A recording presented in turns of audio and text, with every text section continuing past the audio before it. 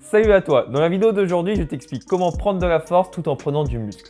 À la fin de la vidéo, tu sauras comment structurer ton entraînement et comment aborder cet objectif sur le long terme. Et reste jusqu'à la fin parce que j'ai un cadeau pour toi.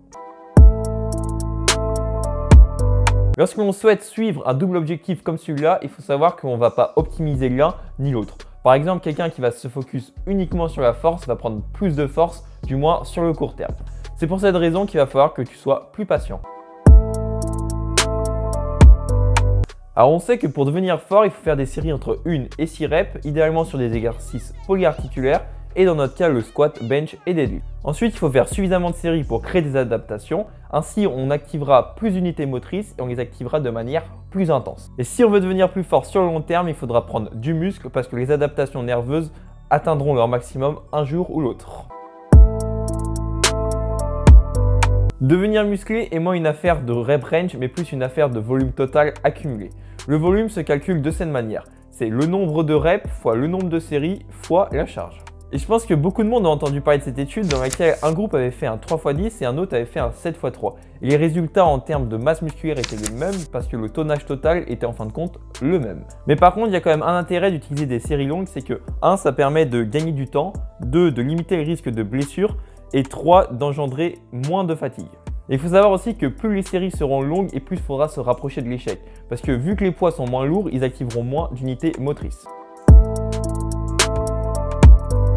La périodisation, c'est diviser ces entraînements en parties claires qui ont chacune un objectif sur le long terme. Tu vas donc devoir organiser tes entraînements à plus longue échelle que seulement une semaine ou un mois. C'est pour cette raison qu'il va falloir que tu mettes dans ton calendrier des dates précises, comme par exemple une date de compétition de powerlifting ou alors prendre 3 kg de muscle pour telle date. Une fois que ces dates seront notées, tu devras être de plus en plus spécifique à mesure que tu approches de ces dates. On va dire que tu veux un meilleur physique pour telle date. À mesure que tu vas t'approcher de cette date, tu devras moins te concentrer sur la force et plus te concentrer sur l'hypertrophie.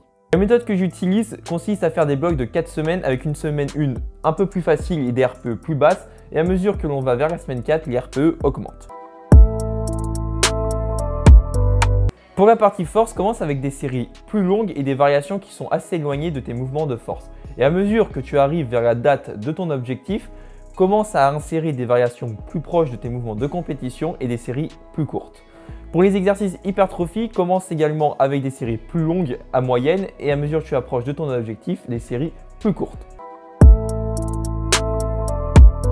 Si ton objectif est le physique, tu vas devoir faire l'inverse. C'est-à-dire que les premiers blocs seront avec des variations assez proches de ton mouvement de force et des séries assez courtes. Et à mesure que tu vas approcher de la date de ton objectif, les séries seront un peu plus longues et tu utiliseras des variations qui favorisent l'hypertrophie musculaire.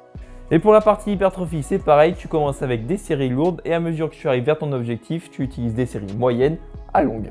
L'intérêt d'utiliser différents rep range pour l'hypertrophie, c'est que ça fait intervenir différents mécanismes, dans l'ordre du plus efficace au moins efficace. Les séries lourdes permettent de faire intervenir la tension mécanique, les séries moyennes de faire intervenir la tension mécanique et le stress métabolique, et les séries longues, le stress métabolique. Si on veut maximiser l'hypertrophie, il faut utiliser les trois. Tu vas me dire, mais si la tension mécanique est plus efficace, pourquoi je ne l'utilise pas plus proche de mon objectif physique? C'est parce que tu ne seras pas en mesure de faire autant de volume qu'avec des séries moyennes à longues. Tout simplement parce que ça cause plus de fatigue, tu augmentes le risque de te blesser et ça prend beaucoup plus de temps. Et maintenant, peu importe l'objectif, je conseille de tourner les exercices au maximum tous les 3 mois. Dans la semaine, je recommande d'attribuer à chaque jour une adaptation, comme tu peux le voir à l'écran. Tu peux aussi rajouter un 5e jour qui va être différent en fonction de ton objectif.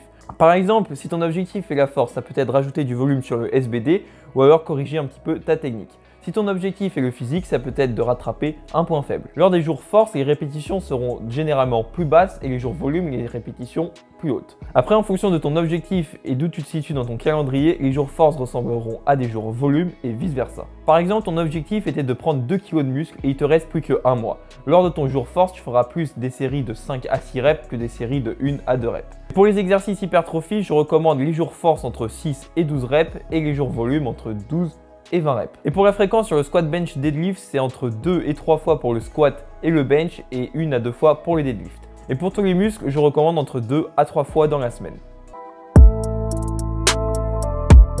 Alors toute séance de power building devra commencer par le squat, le bench et ou le deadlift. Tu Tu feras donc un top set et ensuite tu enlèveras un pourcentage pour faire des back-off. Et une fois que ces exercices seront faits, il faudra passer aux exercices hypertrophie. Pour le bas du corps, tu devras faire les ischios et les fessiers et quadriceps si besoin. Et pour le haut du corps, le dos, les bras, les épaules et les pecs si besoin.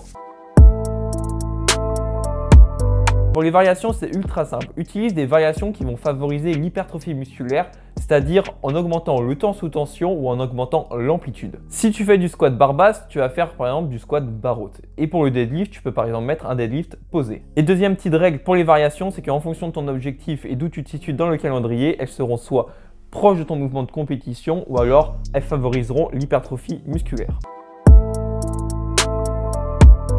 Est-ce que tu dois aller à l'échec? La réponse est quasiment jamais. Sur les exercices de force, tu devras faire un top set qui est basé sur une RPE et qui sera jamais à l'échec.